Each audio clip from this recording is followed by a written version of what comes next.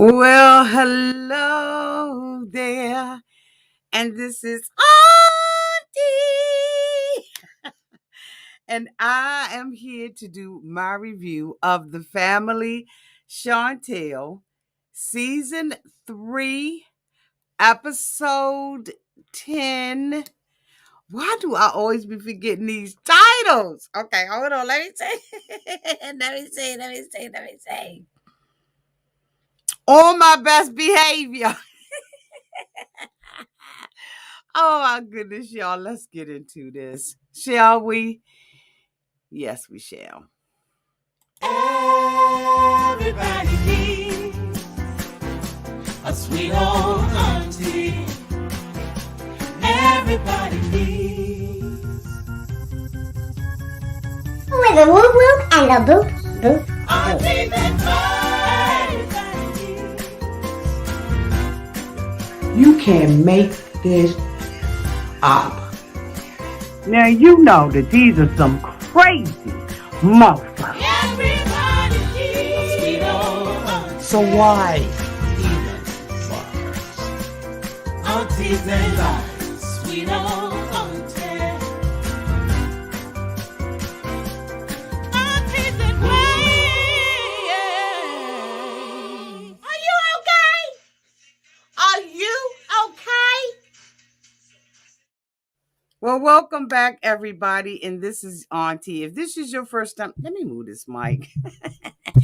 If this is your first time being here, please like, comment, and subscribe to my channel. And to all of my new subscribers, thank you all so much for joining the family. To all of my nieces and my nephews who have been here with me for the long haul, thank you all so much for your continued support. If I had to rate this episode of The Family Chantel, Season 3, Episode 10, On My Best Behavior, I probably would rate this episode probably as I want to rate it low. I really want to rate it low.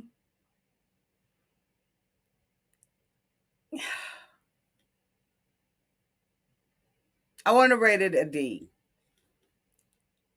I would have rated it a C, but here's the thing.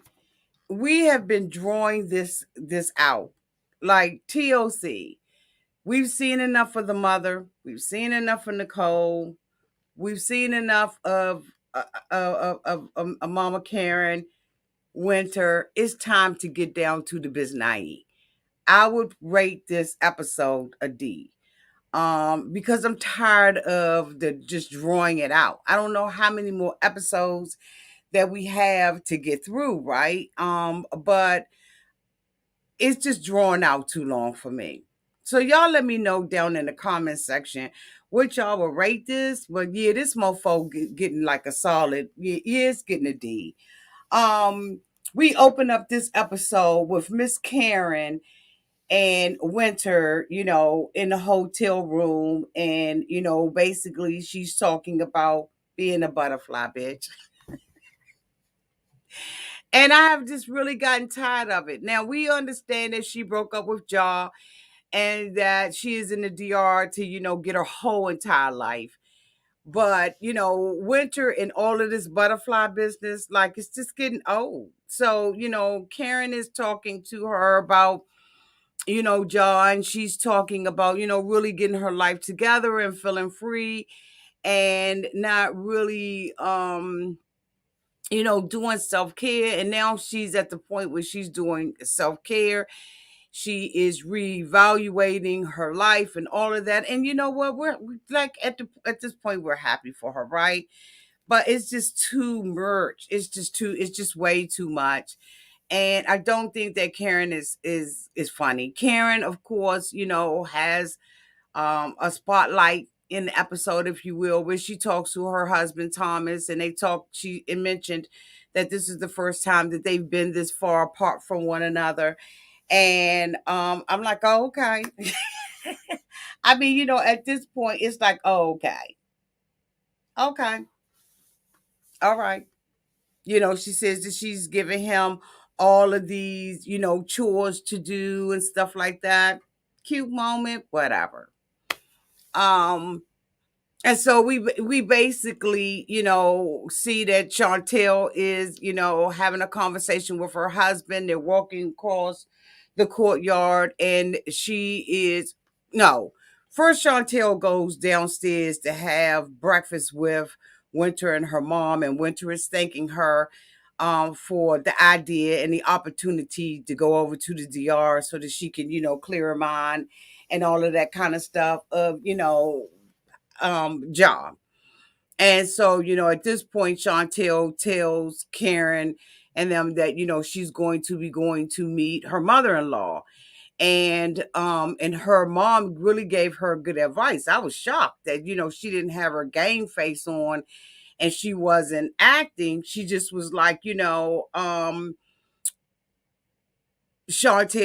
when you go over there, just go and say, hey, holler at your mother in law and everything, but keep your mouth shut. Don't say anything. Don't react. Don't do any of that. And so, Chantel is like, yeah, I don't want to cause any problems, between my husband and his family. What does Chantel do? She goes and sits down with the mother and run her mouth. Now, Miss Karen told her, keep your mouth shut. And they all both said that, Chantel, we know you got a lot that you got to go through and all of that kind of stuff. It's just like crazy. Hold on, y'all. Thank you so much, sis. I don't know how to pronounce that, sis.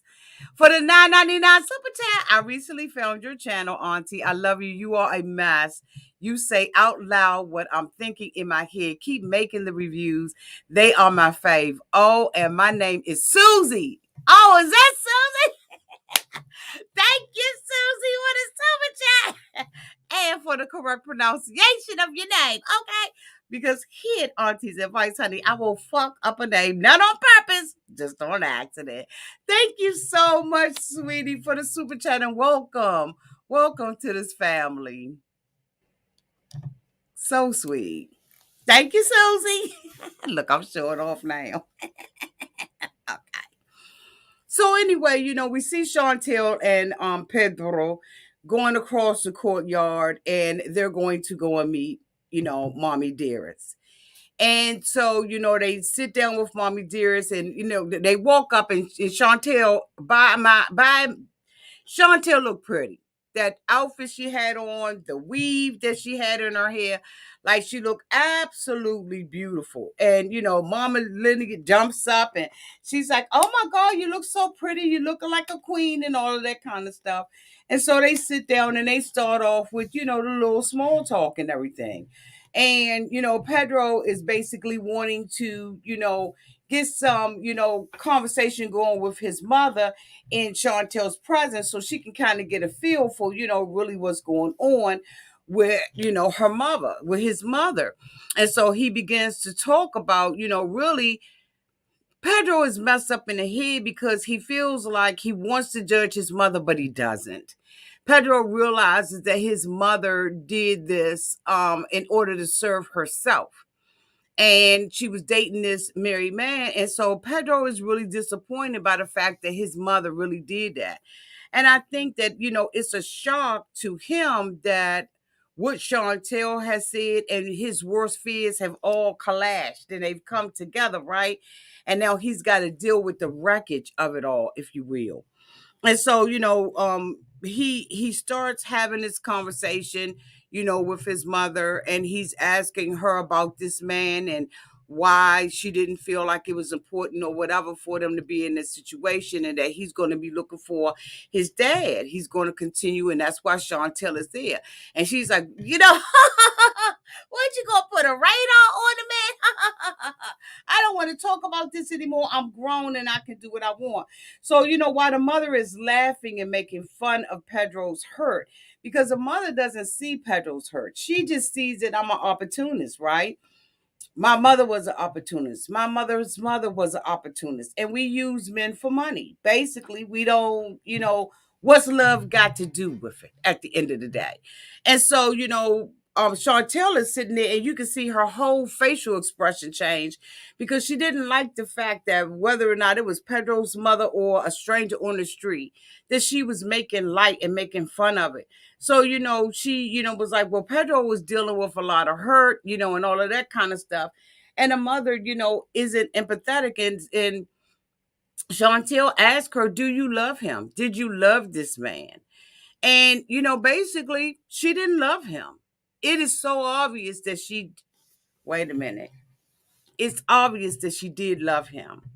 But in order to protect herself, she became bitter towards him. Let me say it like that. She became bitter towards the man, bitter towards the situation, and she decided that, you know what, I'm going to walk away from this relationship first. This man has a full-fledged family. He's gone back to his wife, and in order for me to protect myself, I'm going to abandon this situation and stay grateful that I just got these two kids out the deal that I can go ahead on and probably use as receipts and all kinds of things. Because nobody is that cold towards their child. When your child is calling out. But the thing about it is Nicole is just as cold as her mother. Nicole is a cold-hearted young woman. She has all the residue of the bitterness that rolls off of her mother. All of it. She feels entitled. She is hurt. Her heart is hard. And Nicole's just a horrible young woman. And unfortunately, for some people, to turn it to be able to turn it around, right? I don't know what's on her chin. To be able to turn it around is impossible for Nicole at this point because she's felt like everything that she's gotten, you know,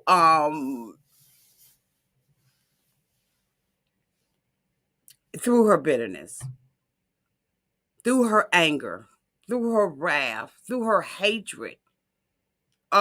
She's unapologetically Nicole. And that, I mean, that's cool. If you're gonna be somebody, you're gonna do something with your life, you need to be unapologetic. But Nicole is a bitter little girl.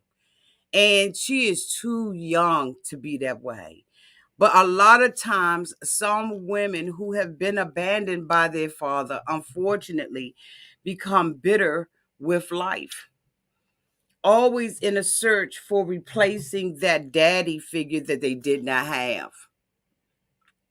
They become very bitter and angry, and they use, their beauty to lure in men, but they don't have um, the wherewithal, the knowledge, the love, the compassion to really keep that relationship going because they're always in search of pointing that finger and that guilt. And I'm not talking about all women, I'm talking about some women. So don't be in my goddamn comments saying, Auntie, I was abandoned and I'm not like that. Then if the shoe doesn't fit, don't wear it. I have just noticed over my 50 plus years that a lot of women who are abandoned always have those daddy issues, longing for a replacement. And you can't replace a father, right? Either you have one or you didn't. And it's just as simple as that in some cases. Because you can't spend your life dating men to replace your father. They're never ever going to replace your father. And then you're going to always find yourself confused in that relationship because the roles are not the same. The role of a father and a daughter is different from the roles of a wife and a husband. I ain't going to get real deep into it, but this girl got serious daddy issues. And even to the extent that she is dating all the wrong men, and Pedro was able to kind of put that together and say the lack of having a father is probably why my sister continuously picks the wrong men. And she does, because Alejandro is the wrong man. She's looking at the gifts that Alejandro gives her, the strong ass cologne that Alejandro gives her. As soon as Alejandro told her that he was divorced and that the divorce was final, she believed it. She didn't want to. And then after she finally believed what he said, she said, I'm going to rub it in everybody's face. That finally, my life is complete with this man. And Nicole, it ain't. Because this man is the one who assaulted your brother. But yet and still, Nicole wants to continue on saying that Pedro is the reason why this happened. No, no, no, no. Your man came with an agenda. Anytime he will take time out, and you can tell he's bitter and mad too, when he would take time out of his schedule to go to a CVS store, a Walgreens, a People's Drug Store, wherever he went, get a bottle of hair dye, take it home, get a pair of scissors and some scotch tape, put it on a table, a chair, a bench, bitch, or whatever. Wrap it up, cut the paper, wrap it up, tape it up as a gift to give to your brother. He's bitter too. He's bitter and angry too, because that took a lot of effort. It was premeditated to get it on and popping with Pedro. I don't give a damn what you say. Mean, evil, and vindictive. Premeditated. I know some of y'all not going to agree with me, but I'm telling you right now, that was premeditated. It took thought to do that. Unless he already had the hair dye at the house, because we know that that was sweating off of him. But still, to do something like that, you wanted it on the popping, because remember when Pedro sat down with Alejandro and they got into it, right? Alejandro wanted Pedro to open up that gift. Pedro refused to open the gift up, but Alejandro wanted him to open it up so that they can get it on and pop it. But Pedro did not do. Is that on my chin? What the hell is that? Excuse me, y'all. I see everything. And I'm just like, he wanted to get it on and popping with him. So anything that Pedro said, he called her mother a bitch and called him a bitch and said what they were saying was bull and all of that kind of stuff. He wanted it on and popping because he wanted to create division between Nicole and Pedro. And he has been successful in doing that. Even when he went to go wherever she was, Pedro met her. At the end of this episode, he met her and was like, I want to talk to you about going through the house, because he wanted to have, give her one more opportunity to decide on whether or not she was, going to go with him to meet the two brothers, Junior and Jonathan. And the first thing she wanted to talk about was Alejandro. And Pedro wasn't even talking to her about that. Also, in this episode, we saw Nicole meet up with her girlfriend. And that's when she got, started talking about Chantel. And she was saying that Chantel has never given her anything. Yes, she has. She's giving you notoriety. She's giving you celebrity status, whether it's an F-list or whatever. And she's putting money in you and your mother's pocket by having y'all on this show. So don't say that Chantel didn't give you nothing. Chantel gave you and your brother, okay, an opportunity by dating him and signing up for the mother show. So for you to sit there and discount what somebody did for you, then she go tell me she didn't even put her hands on her. The girl is like, leave it alone. And she's talking about she about to have a nervous breakdown. Because Chantel called you a hoe? You about to have a nervous breakdown? You about to go off? You want to flick and put your hands on Chantel? But yet you don't understand why Pedro defended himself against Alejandro? When they sat at that table with Pedro's mother, Pedro said, "You don't have any empathy. I just want you to have empathy." He got so upset that he left the table where his mother was. Chantel said, "I've never thought that I would see Pedro act like this. Neither did I." But the level of hurt that Pedro is at is just totally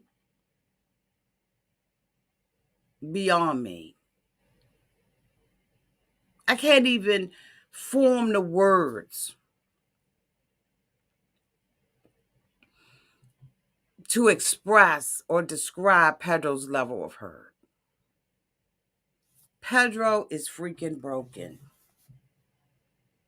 And here it is, him and his brother got the same name.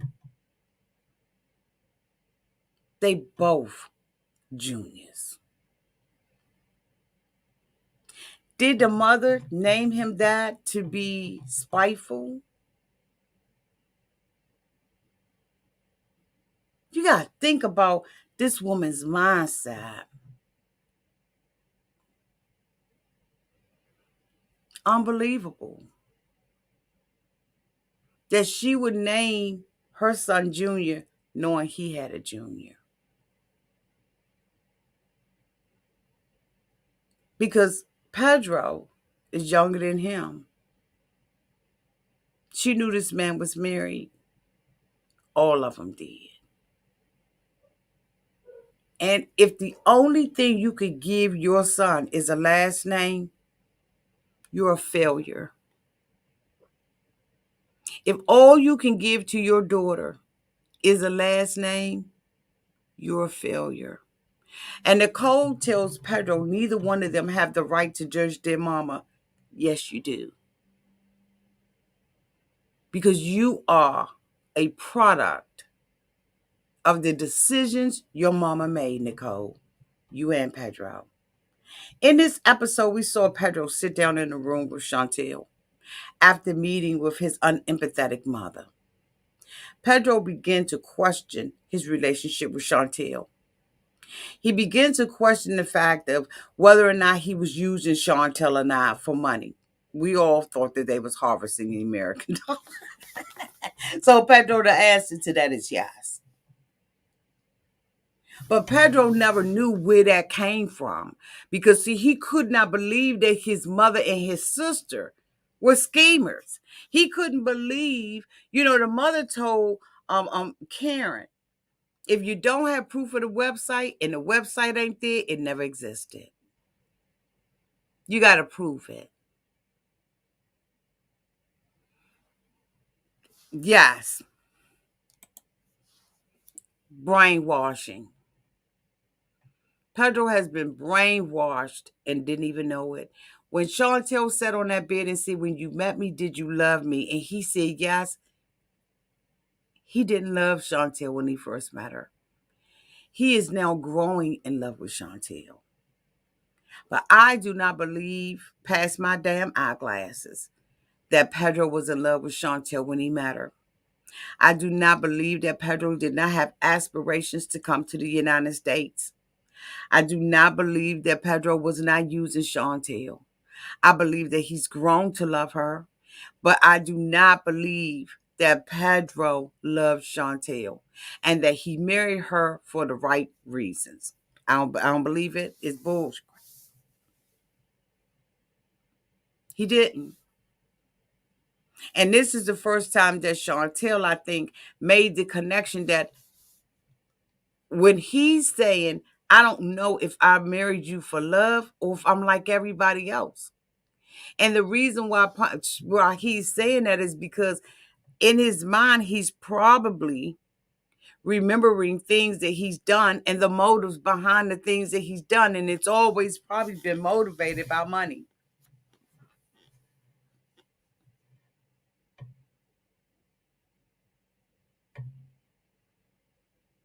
It's been motivated by money. And now Pedro is understanding himself. These are just my opinions. Y'all let me know what y'all opinions are, but we've been watching this show from day A. We've been watching them since they was on 90 Day Fiance. This is their spin-off show, and I'm telling you right now, Pedro is just falling in love with Chantel. He is growing to love his wife. But that wasn't what motivated him to marry Chantel. That's just my opinion. It's very, very sad, and I ain't gonna hold y'all long for a sad story. Y'all let me know how y'all feel down in the comment section. Okay. Absolutely. Absolutely, Tasha. It's heartbreaking. It really is. It's sad to see what's going on with Pedro. It is. No, he don't need no therapist from there, honey.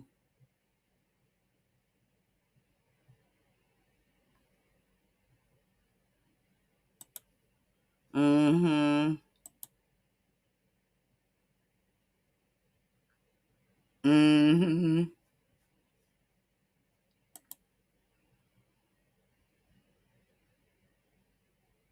Mm-hmm.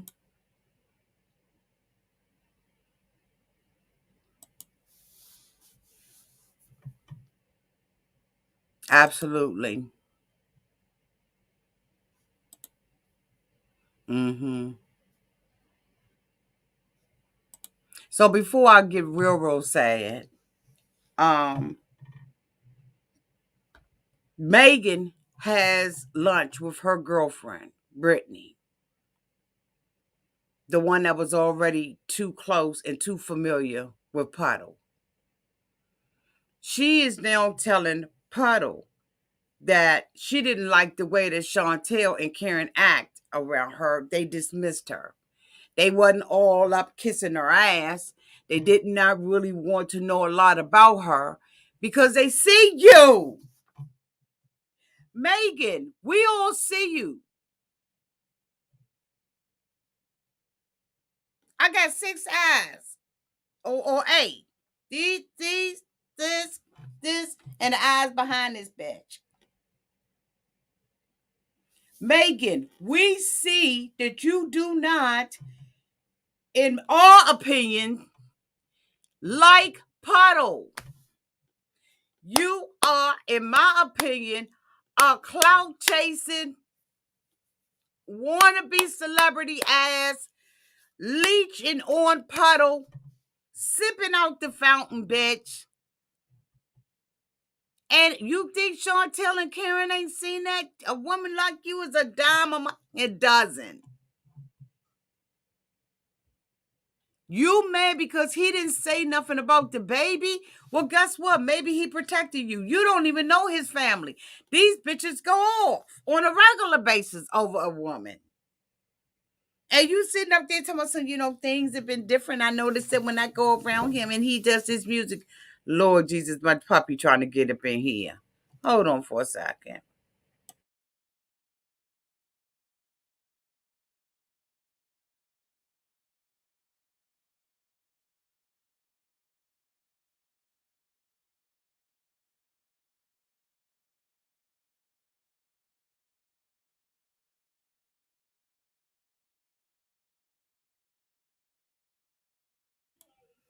Lord, don't let me come in the office. I've been working late.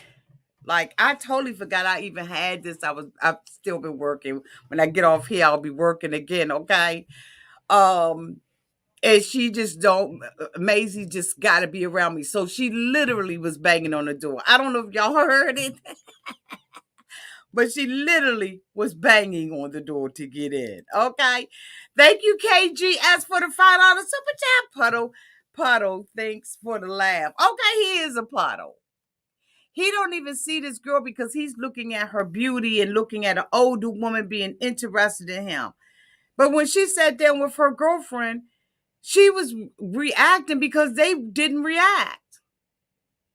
And they didn't know that you had a son. You know what? You should be protecting that son. Bitch, you said you wanted to take this slow. So take it slow.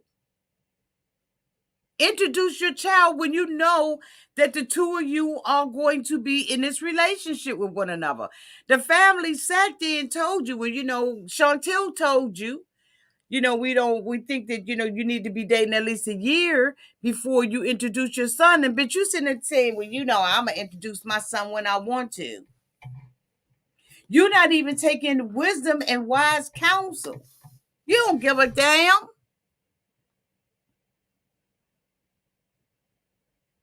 Don't nobody want you. They already know 1,000 other girls like you. Nobody's stupid here. And you should.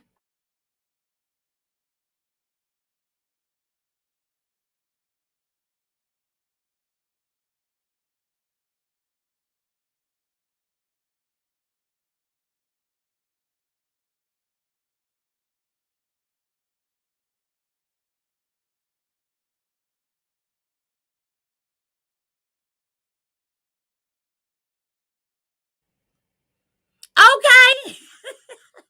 I don't know why Puddle wouldn't bring me up to his family. This was just a D episode. I'm gonna get off of here while I can. Okay, thank you so much, Niecy G, for the follow super chat. Someone please tell me where Puddle met Megan. Okay, in the club, and everybody in the club was getting tipsy. That's where he met her. I love y'all to pieces. Y'all have a great night. Thank you to everybody who super chatted. I love you all to pieces. Now I'm going back to work. Love y'all. Bye.